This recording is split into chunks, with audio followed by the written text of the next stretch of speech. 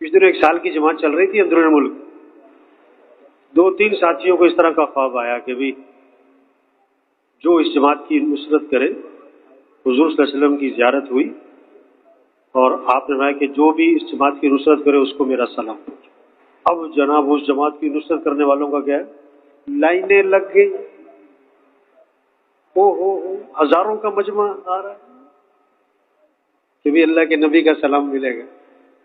ایمان والا جو ہوتا ہے نا، چاہے کبھی زندگی میں نماز نہ پڑھے، کبھی زندگی میں روزہ نہ رکھے، لیکن اللہ رسول کی محبت وہ اندر ہوتی ہے، تو ہزاروں کا مجمع جماعت کے ساتھ۔ یہاں مشورے میں بات ہے، مشورے میں یہ بات آئی کہ بھی اس جماعت کو واپس بلا لو۔ بھائی صاحب کے پاس بات گئی، حضرت فرمایا کہ نہیں، بلانا نہیں، ان کے ساتھ ایسے ساتھی جوڑو جو آنے والے مجمع کو سنبھالے۔ بعض علاقے میں جماعت جاتی ہے، 10 سال سے بارش نہیں ہو رہی تھی، جماعت گئی، بارش ہو گئی، پورے علاقے میں ایک فضا بن گئی کہ جی جماعت کی برکت سے بارش ہوئی۔ اب سب کا رجوع مسجد کی طرف، تبلیغ بھی اللہ ہی چلائے گا کوئی ہوا۔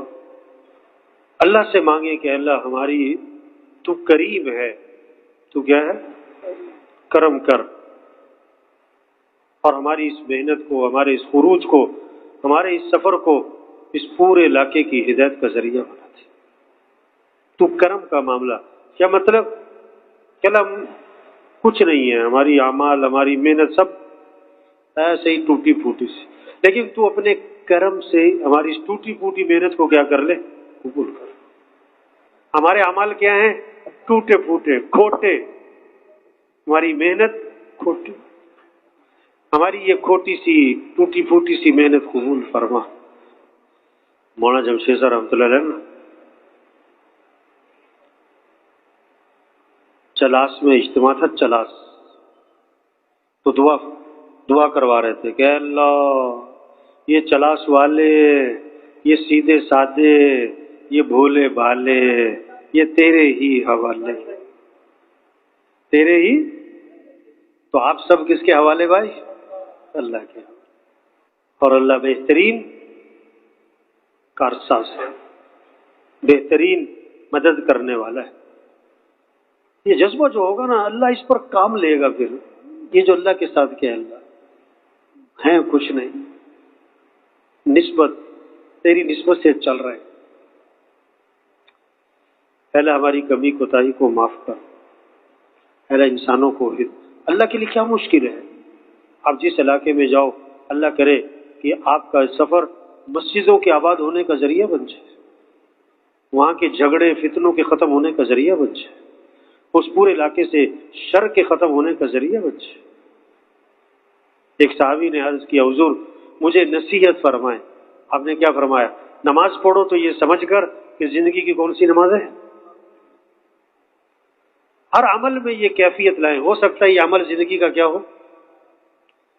اب دیکھو کتنوں کا یہ سفر کیا ہے، آخری ہے، دوبارہ سفر۔ اچھا اس طرح جماعت بنے جس طرح آپ کی جماعت بنی ہوئی ہے، اور پھر اسی طرح اکٹھی ہو کر اس رخ پر جائے، یہ دوبارہ کبھی ہوگا؟ سروزے کی جماعت دوبارہ نہیں ملتی۔ تو شوق سے جانا ہو، محبت سے جانا ہو، عمل کا اہتمام کرتے ہوئے، اپنی آنکھوں کی حفاظت۔ دیکھو کہنے کی باتیں نہیں ہیں، لیکن بعض سال 7واں کی جماعتوں میں ایسے واقعات ہو گئے بد نظری کی وجہ سے کہ اس جماعت کو ملک سے نکلنا پڑا۔